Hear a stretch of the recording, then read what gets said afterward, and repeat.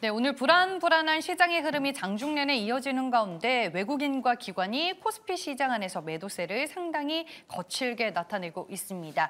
오늘 전체적인 수급 흐름으로 시장을 분석해보고 두 메이저 수급 주체가 매수하는 섹터와 종목은 각각 어떤 특징이 있는지 알아보겠습니다. 시장이 선택한 주식 시선주, 오늘은 이재규 본부장과 함께합니다. 안녕하세요. 안녕하세요. 네. 오늘 당연히 수급 상황이 좋을 수는 없을 것 같아요. 선물 시장 안에서도 외국인들의 매도세 나오고 있고 기관 쪽에서 오늘 코스피 시장 안에서 매도 규모가 좀 상당히 큰 것 같은데 어떻게 보세요? 네, 일단 기관 네. 투자자들이 올해 내내 매도를 하고 있습니다. 지금 왜 그러는지 저도 좀 짜증이 나는데 외국인들이 매수를 하고 있는 과정에서도 계속해서 매도를 하고 있다는 거죠. 그래서 오늘 같은 경우도 선물 쪽에서 외국인들이 많이 덜어내고 있는데 기관들이 좀 받아주는 모양새가 나오진 못하고 있습니다. 특히 금융 투자 쪽에서 매도 물량이 많이 나오고 있는데 아무래도 단기적인 트레이딩이라기보다는 단기적인 성향이 좀 강해요. 다른 주체들보다. 그래서 이제 시장에서 악재들이 나오다 보니까 매도 물량이 많이 나오는 것 같은데 여기서 우리가 또 긍정적인 이면을 찾을 수가 있습니다. 그게 뭐냐면 지금 이제 우리나라 삼성전자 같은 경우도 외국인들이 계속해서 매수를 하고 있는 상황이거든요. 근데 기관들 같은 경우는 매수를 안 하고 있습니다. 근데 여기서 만약에 우리나라 삼성전자를 비롯한 대형주들을 외국인들이 좀 더 매수를 한다라고 한다면 지수를 추정하고 있는 우리나라 기관들 같은 경우는 수익률이 떨어지게 됩니다. 그렇기 때문에 매수가 들어올 가능성도 굉장히 높아요. 그러니까 지금 기관들이 매도하는 것은 일시적으로 우리나라 시장이 굉장히 부담이 되겠지만 어떻게 보면 추후에는 시장을 더 강하게 상승시킬 수 있는 원동력도 될 수 있다는 말씀을 드리고 싶습니다. 그리고 또 이제 개인 투자자분들께서 매매하시기 좋은 중소형주들이 많이 움직이려면 기관 투자자들의 매수 시그널이 좀 바뀌어야 되는 부분이 있거든요. 그래서 최근까지도 이제 기관 투자자들이 계속해서 매도를 하고 있기 때문에 대형주 위주의 시장이 이어졌다라는 거죠. 근데 추후에 기관 매수가 들어온다라고 한다면 삼성전자도 더 갈 가능성이 있고요. 더 좋은 것은 개인 투자자분들께서 선호하시는 종목들의 변동성도 긍정적으로 나올 수 있다. 이렇게 말씀드리도록 하겠습니다. 기관의 방향성이 언제 이제 긍정적으로 좀 바뀌냐. 최근에 그래도 좀 괜찮습니다. 연기금이 그래도 조금씩 매수를 해주고 있거든요. 연기금이 시장 막 밀릴 때 매수를 조금씩 해주고 있는데 연기금 같은 경우도 운용하는 자금이 있잖아요. 그 자금을 우리나라 국내 주식을 몇 프로 매수하고 해외 주식을 몇 프로 매수하고 이런 것들이 있습니다. 근데 지금 우리나라 시장 국내 주식의 연기금이 지금 할당해 놓은 비중이 15% 정도가 돼요. 근데 거기서 지금 한참 모자른 수준만 지금 매수를 하고 있다는 거죠. 이 얘기는 매수의 여력이 남아있다는 겁니다. 그렇기 때문에 지금 당장에는 시장의 지정학적 리스크도 부각이 되고 있고요. 미국 쪽에서 여러 가지 부담되는 내용들도 나오고 있기 때문에 공격적으로 매수를 해오지 않고 있지만 그래도 최근에 연기금이 매수를 시작했다라고 보시는 게 전 맞다라고 보고 있습니다. 연기금이 매수를 시작한다라고 한다면 다른 국내 기관들도 매수로 포지션을 바꿀 가능성이 높기 때문에 오늘은 좀 어렵지만 그래도 앞으로 기관 수급이 좀 개선될 수 있겠다라는 말씀 드리도록 하겠습니다. 네, 알겠습니다. 그 포인트를 잡고 시장을 한번 보자라고 얘기를 해주셨습니다. 이제 그러면 업종과 섹터로 저희가 들어가 보겠습니다. 오늘 전체적으로 시장 분위기가 어수선한 상황 속에서도 외국인과 기관은 어떤 섹터를 사고 있는지 섹터 움직임 체크해 보겠습니다. 오늘 외국인들이 매수하는 섹터는 화장품, 최근에 계속 화장품은 담는 것 같고 게임이 조금 눈에 띄고요. 기관 쪽에서는 미용기기, 조선, 해운, 제약바이오, 반도체 좀 골고루 사는 움직임이 포착되고 있습니다. 두 메이저 수급 주체가 매수하는 각각 수급 섹터의 특징 어떤가요? 네, 일단 좀 다르죠. 제가 아까 전에 이제 기관에 대해서 제가 먼저 좀 말씀을 드려도 될지 모르겠는데 기관 투자자들이 조금 느린 감이 있는 것 같아요. 지금 반도체도 많이 올랐죠. 제가 아까 전에 삼성전자 예를 들어 드렸는데 조선 쪽 같은 경우도 실적이 잘 나온다라는 부분 때문에 먼저 움직였고요. 미용기기 같은 경우도 실적적인 부분, 수출이 잘 된다라는 부분들이 부각이 됐었죠. 그래서 제약바이오 같은 경우도 좀 늦은 것 같고요. 그래서 기관 매수가 들어오는 것은 저는 굉장히 반갑지만 좀 느리지 않나, 순서가 외국인들이 좀 더 빠르지 않나라는 생각이 들어요. 아무래도 지금 해외 증시에서 엔비디아뿐만 아니라 이제 필라델피아 반도체 지수가 조정을 많이 받았죠. 그런 과정에서 이제 기술주들이 조정을 어느 정도 받았다라고 보시면 좋을 것 같은데 오늘 우리나라 시장에서 외국인들이 유통, 금융, 화장품, 게임을 매수한다는 것은 어떻게 보면 굉장히 큰 변곡점이 와 있을 가능성도 높다라고 저는 생각이 되고 있습니다. 그래서 지금 수급적인 특징을 본다라고 한다면 외국인들 같은 경우는 그동안 소외됐었던 업종군들로 자금이 좀 들어오는 것 같고 기관들 같은 경우는 좀 늦게나마 관련되어 있는 종목군들로 자금이 유입되는 것 같다. 이렇게 말씀드리겠습니다. 그럼 오히려 개인 투자자분들 입장에서는 외국인들을 따라하는 게 조금 더 맞는 거예요? 그런데 여기서 굉장히 재밌는 것은 저 지금 기관들이 매수하는 섹터들이 실적이 나옵니다.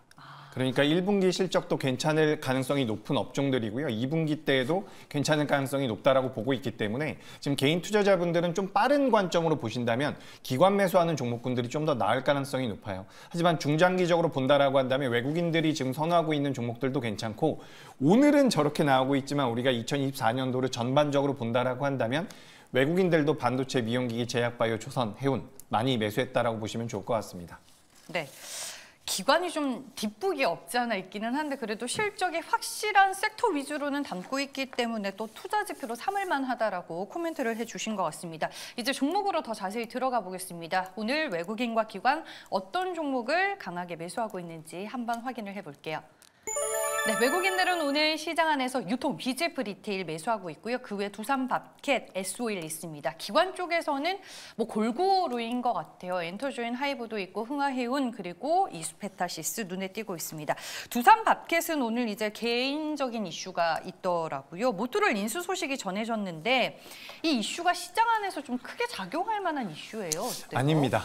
그래요? 그런 내용은 아니라고 보시는 게 맞을 것 같고요. 아니군요. 중요한 뭐 이슈 자체는 우리가 중요하다라고 판단할 수도 네. 있지만 주가에는 영향을 미치지 못한다라고 저는 생각을 하고 있습니다. 그래서 큰 내용은 아니라고 보시는 게 맞을 것 같고요. 오히려 이제 두산밥켓 같은 경우는 업황 개선에 대한 기대감이 좀 있지 않나라고 생각을 하고 있어요. 그래서 방금 전에 종목들이 쭉 나왔는데 굉장히 특징적인 게 혹시 제 화면이 보이면 보여주실 수 있으면 한번 보여주시면 좋을 것 같은데 방금 전에 BGF 리테일이 있었고요. 네. 한번 차트를 보도록 하겠습니다. BGF 리테일 같은 경우 주가 흐름이 굉장히 하단부에서 지금 올라오고 있는 상황이죠. 그리고 또 어떤 종목이 있었냐면 BGF 리테일 말고 S-오일도 있었고 뭐 펄어비스, 그죠? 펄어비스 같은 경우도 보시면은 굉장히 저점대에서 지금 거래가 들어오고 있습니다. 아무래도 아까 전에 말씀드렸던 것처럼 외국인들 같은 경우는 이제 우리가 약간 빈집 털기라는 표현도 합니다. 지금 내재 가치가 그래도 있는 기업들인데 수급에 공백이 있었던 기업들로 자금이 좀 들어오고 있다라고 보시면 좋을 것 같아요. 그래서 우리가 큰 그림에서 봤을 때 우리나라 반도체라든지 시장 같은 경우는 계속해서 개선될 가능성이 전 높다라고 보고 있습니다. 물론 지정학적 리스크나 뭐 필라델피아 반도체 지수가 밀린 것에 대한 부담은 있지만 저는 괜찮을 거라고 보고는 있어요. 하지만 지금 이제 우리가 좀 중장기적으로 본다라고 한다면 이런 종목들이 있죠. 최근에 좀 자금이 들어오는 오늘 좀 부각되고 있는 기업들 펄어비스라든지 뭐 S-오일 같은 경우 또 다른 모멘텀이 있긴 한데 두산밥켓 같은 경우도 그동안 시장에선 좀 부각되지 못했었던 종목이기 때문에 자금이 전 좀 들어오고 있다라고 보고 있습니다. 바닥권에 있는 종목들을 그죠. 오늘 외국인들이 전체적으로 좀 매수하는 움직임이 나왔다라고 얘기를 해주셨고 두산밥켓의 모토롤 인수 관련된 이슈는 주가에는 썩 그다지 영향을 주지 않는 내용이다라고 정리를 해보겠습니다. S-오일 뭐 얘기해 주셨으니까 바로 이어가 볼게요. 오늘 뭐 중동발 리스크로 인해서 유가 관련 종목들이 전부 다 튀기는 했는데 보통 이제 중소형주단의 애들이 이제 강하고 S-오일은 그냥 상징적인 의미로 우리가 좀 봐야 될 것 같은데 어떤 관점으로 보시나요? 일단 뭐 우리 네. 앵커님께서 말씀하신 것처럼 한국석유라든지 흥구석유 이런 기업들이 굉장히 테마성을 가지고 빠르게 움직이죠. 네. 근데 S-오일 같은 경우는 사실 말씀하신 대로 좀 상징성을 가지고 있지만 주가의 변동성이 굉장히 제한적이었다라고 보시면 좋을 것 같은데 우리가 이런 정유기업들을 보실 때는 정제 마진이라는 것을 보게 됩니다. 근데 정제 마진이 작년 하반기에 비해서 올해 상반기 때 굉장히 좋아졌어요. 그러니까 수익성이 좋아지고 있다는 부분이죠. 3월 달에는 살짝 정제 마진이 안 좋아지긴 했는데 이건 계절적인 영향이 크다라고 보시면 좋을 것 같습니다. 근데 지금 우리가 이 유가에 관련돼서 유가가 많이 올라갔다가 지금 좀 안정이 되고 있거든요. 방금 전에 이제 지정학적 리스크 부각되면서 한 번 더 튀는 모습도 나왔지만 많이 빠질 가능성은 낮다라고 보고 있습니다. 그렇다라고 한다면 유가 관련주들은 투자의 관점으로도 충분히 보실 수가 있다라는 거죠. 그래서 전 유가 관련주들 중에서는 S-오일이 투자의 관점으로는 가장 좋다라고 생각을 하고 있습니다. 그래서 오늘도 좀 올라오다가 최근 며칠 동안 좀 밀리긴 했거든요.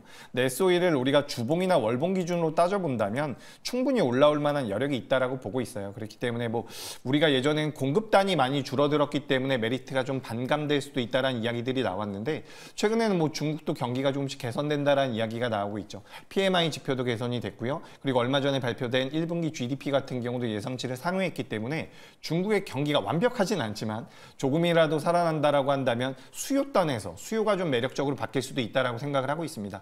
그래서 S-오일 같은 경우는 뭐 테마성을 가지고 있는 종목들처럼 빠르게 움직이진 않지만 그래도 투자의 관점으로 보시면 좋겠다. 이렇게 의견 드리겠습니다. 네, 알겠습니다. SO일이었습니다. 다음은 이제 기관이 매수한 종목 가운데 한 종목을 골라보겠습니다. 흥하해운입니다.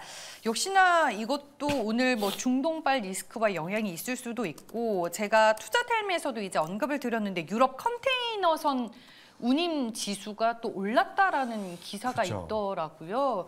그로 인해서 영향을 받는 건가요? 그렇죠. 아무래도 네. 지정학적 리스크가 부각이 되면 이란이 그 호르무즈 해협을 뭐 통제할 수도 있다라는 이야기들이 나오고 있습니다.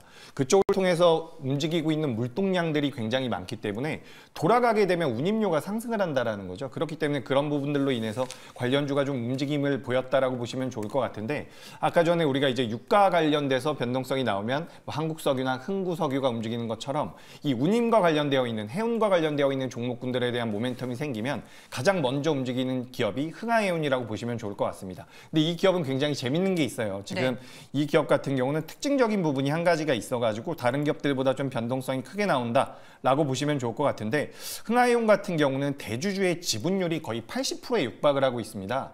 그러니까 대주주가 80%를 가지고 있고 실제로 시장에서 거래가 되고 있는 지분 유통 물량 같은 경우는 20%밖에 안 된다라는 거예요. 유통 물량이 적네요. 굉장히 네. 적죠. 그러니까 주가가 탄력적으로 움직일 수가 있는 거예요. 작은 호가에도 그렇죠. 이제 크게 작은 반응. 호가에도 움직일 수가 있고 우리가 뭐 소위 말하는 그런 세력들이 있다라고 한다면 주가가 좀 더 탄력적으로 움직일 수 있는 그런 조건에 좀 부합하는 기업이 아닐까라고 저는 생각을 하고 있습니다. 그래서 운임 상승에 대한 부분들도 어떻게 보면 시장에서 부각이 될 수가 있지만 요 흥하해운이라는 기업을 좀 접근할 때는 그래도 이게 유통 물량이 적으니까 좀 테마성이 있는 기업이구나. 이런 관점으로 좀 보시면 좋을 것 같고요.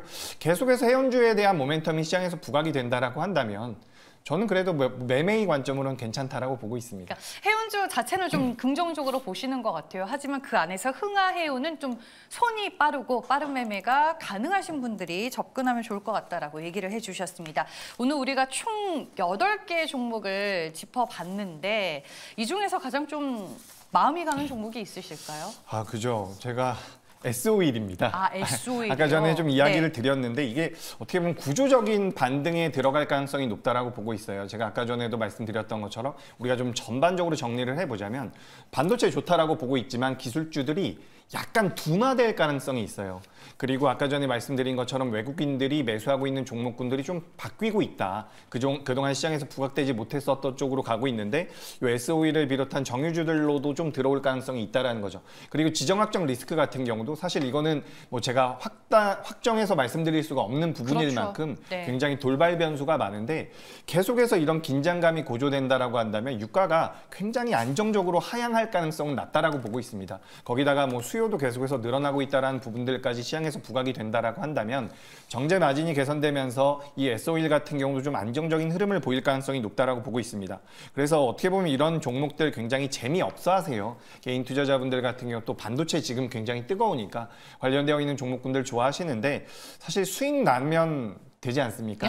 그런 관점에서 본다라고 한다면 저는 SO일 같은 경우는 지금 굉장히 매력적인 자리라고 생각을 하고 있기 때문에 이 SO일이라는 기업을 좀 관심 있게 보시면 어떨까 이렇게 의견 드리겠습니다. 뭐 전고점은 넘어갈 수 있다라고 보시는 거예요? 저는 넘어갈 수 있다라고 보고 있습니다. 만약에 매매를 하신다라고 한다면 현재가 부근에서도 저는 매수가 가능하다라고 보고요. 목표가는 좀 중장기적으로 한 달 말고요. 3개월 정도 봤을 때 네. 목표가는 9만 원, 그리고 손절가는 6만 8천 원으로 의견 드리겠습니다. 네, 선택지가 8개밖에 안 돼서 그 안에서 종목을 고르기는 힘드셨을 텐데 일단 중개 목적으로 SO일 얘기를 해주셨고요. 목표 주가는 9만 원으로 제시가 됐습니다.